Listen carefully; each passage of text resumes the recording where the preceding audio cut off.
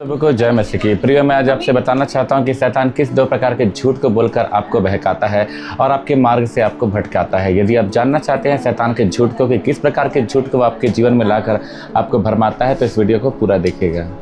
पहला झूठ जो शैतान हमसे कहता है, वो प्रलोभन देकर वो कहता है कि हम कुछ भी कर सकते हैं, वो बड़ा पाप नहीं होगा। जैसे कि बोल सकते हैं, वो कहता है इसे कर लो, इसमें कोई बड़ी बात नहीं है, आप इसके हकदार हो, आप यही आपके लिए अच्छा है, आप इसमें खुश रहोगे और विरोध करने की कोई ज़रूरत नहीं, परमेश्वर तुम्हें माफ़ कर देगा। इस प्रकार की झूठी बातों को लेकर प्रलोभन देकर आपके जीवन में वो आपको पहले पाप कराना चाहेगा। तो इस प्रकार से पहला झूठ शैतान ये बोलता है कि पाप कर लो, परमेश्वर तुम्हें क्षमा कर देगा और ये सारी चीज़ें तुम्हारे लिए है। इस प्रकार से वो आपको झूठ बोलकर पाप में गिराता है।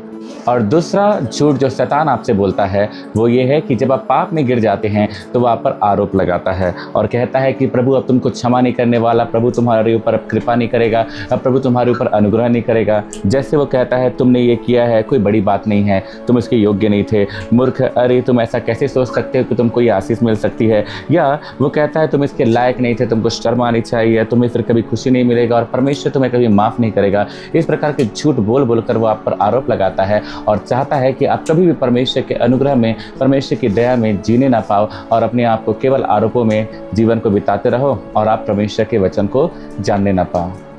तो दोनों ही झूठ एक दूसरे के विपरीत है प्रियो।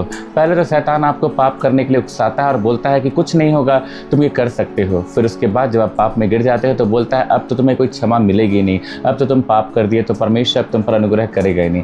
परंतु हमको शैतान की युक्तियों को जानना है। यदि आप पढ़ते हैं 2 कुरिन्थियों की किताब अध्याय 2 का 11, तो लिखता है कि शैतान का हम पर दाव न चले क्योंकि हम उसकी युक्तियों से अनजान नहीं। तो हमेशा उसकी युक्तियों से अनजान न रहे परंतु उसकी युक्तियों को जाने। जिस प्रकार से शैतान ने हवा को उकसाया और बोला कि अरे तुम पाप कर भी लोगे तो कोई बड़ी बात नहीं है, और फिर जब पाप हो गया तो इस प्रकार के गिल्ट और विरोध में उनके जीवन में उनको डाल दिया कि वो उससे बाहर निकलने नहीं पाए। इसी प्रकार से यदि आप अपने जीवन में शैतान के झूठ का सामना करते हैं तो उसके दाव को समझे और उसकी चाल को समझे, और ऐसा करने से जब आप उसके झूठ में अपने जीवन को नहीं बिताएंगे, परमेश्वर के सत्य के वचनों पर चलेंगे, तो कभी भी शैतान का दाव आप पर नहीं चलेगा और आप हमेशा स्वतंत्र रहेंगे।